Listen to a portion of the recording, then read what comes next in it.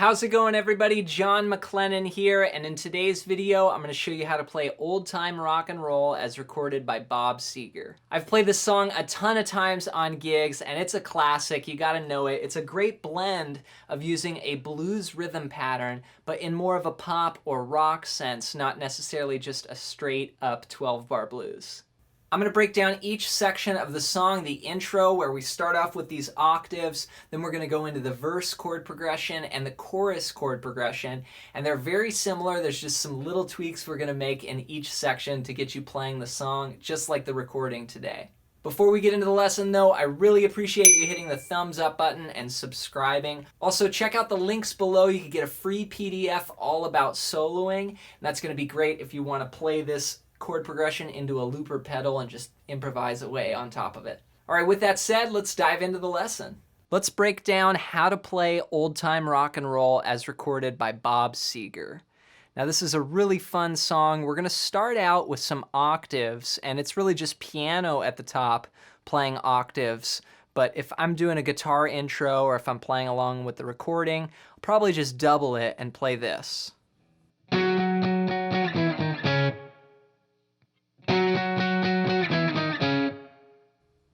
So it's a bar of eighth notes, and then a bar of arrest, and then a bar of eighth notes and a bar of arrest. We're going to start out on the 9th fret, and we're going to make an octave shape, which is 9 on the A string, and then we'll play 11 on the G string. And we want to make sure that we mute the other strings around it, so we're only hearing these fretted notes.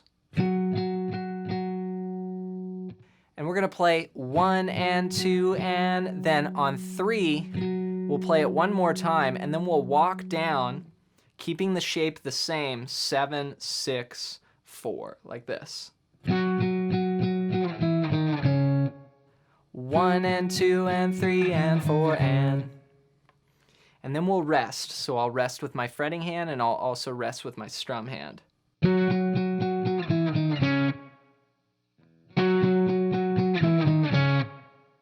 And that goes twice for our intro. Now you can use a pick,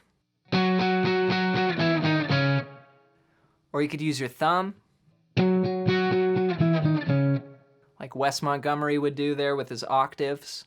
And then we go into the verse, and the verse is a 16-bar progression. I'll play it for you first, and then I'll break it down. Here we go.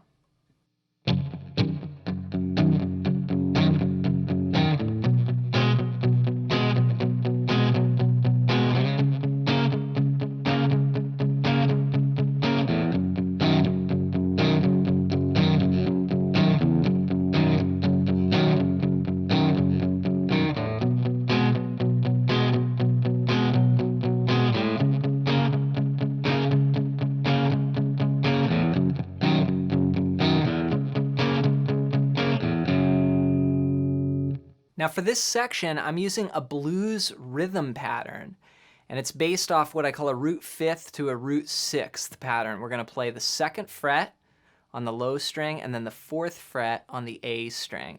This is our root 5th, or a power chord. And then we're going to reach up, and with our pinky, we're going to play the 6th fret, replacing the 4th fret here on the A string.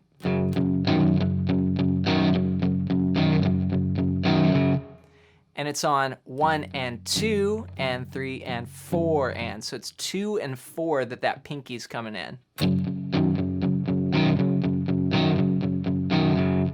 So we have 3 chords in this song. We've got a G flat, a B, and a D flat, which is the same power chord shape here. I'm just going to move it around to different strings and around the neck. Now we're going to use this rhythm pattern to sort of represent each chord. So we're going to play 2 bars of G flat to 2 bars of B, then 2 bars of D flat, then back to 2 bars of G flat for the first 8 bars. So that's going to sound like this.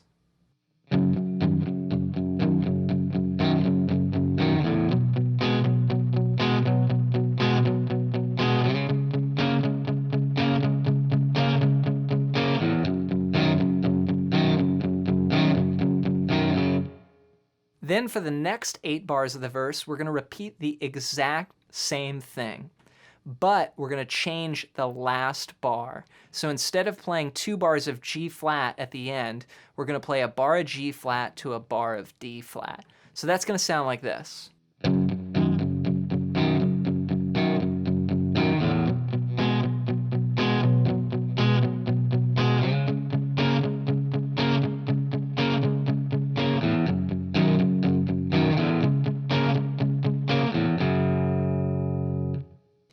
So all 16 bars of the verse played as one piece sound like this. 1, 2, 3, 4.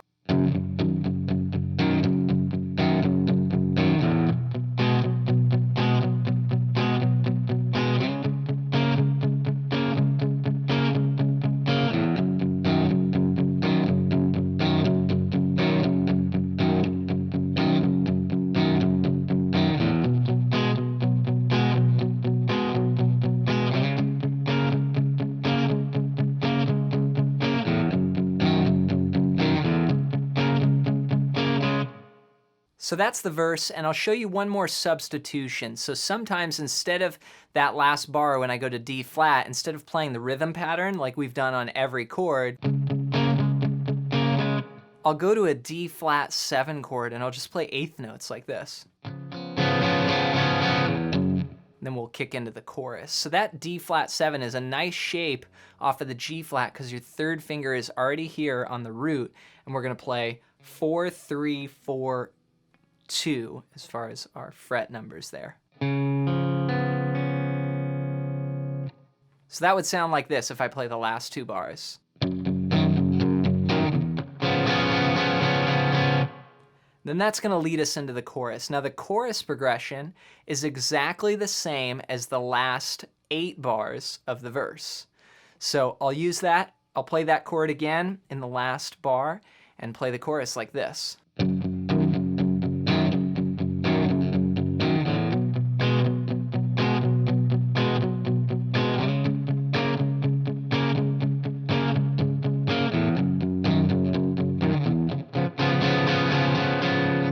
That's it. That's all the sections of the song. So let's play the verse one time together into the chorus, and then we'll end on G flat, power chord here. Here we go. 1 and 2 and 3 and 4 and verse.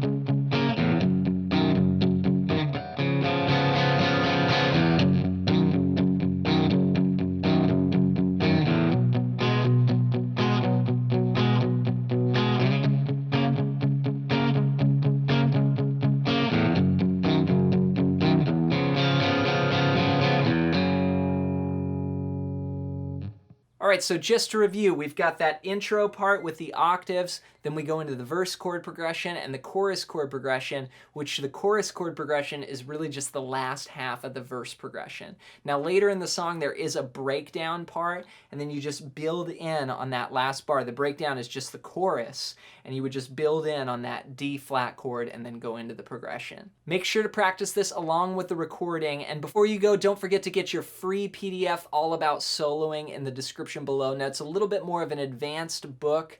It's going to be covering soloing over major, minor, and dominant chords. Now if you want to support me, you can buy it on the iTunes bookstore for $15 or get it for free in the link below. Thanks for watching, and we'll see you in the next video.